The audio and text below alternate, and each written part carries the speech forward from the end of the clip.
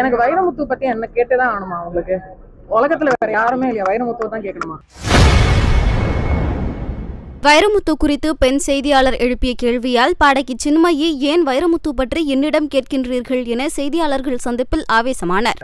தேசிய விருதுல அதிருப்தி இருப்பதா வைரமுத்து அவர்கள் தெரிவிச்சிருக்காங்க. குறிப்பா அயோத்தி, ஆடு ஜீவிதம் போன்ற படம்லாம் தேசிய விருதுல இடம்பெறல அப்படின்னு சொல்லி. எனக்கு வைரமுத்து பத்தி என்ன கேட்டுதான் ஆகணுமா உங்களுக்கு? உலகத்துல வேற யாருமே இல்லையா? வைரமுத்துவை தான் கேட்கணுமா? வேற உங்க தப்பு இல்ல, உங்களை கேட்க வச்சிருப்பாங்க.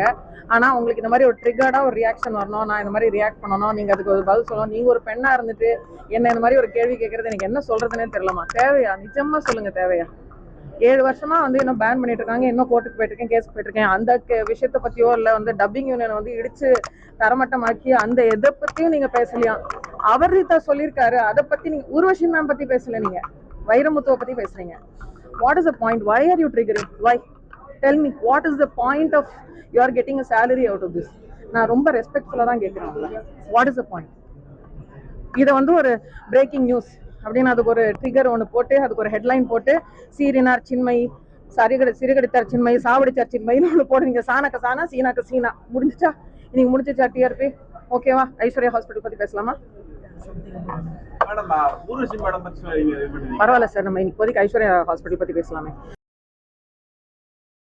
செய்திகளை உள்ளது உள்ளபடி தெரிந்து கொள்ள ரெஃப்ளெக்ட் நியூஸை சப்ஸ்கிரைப் பண்ணுங்க.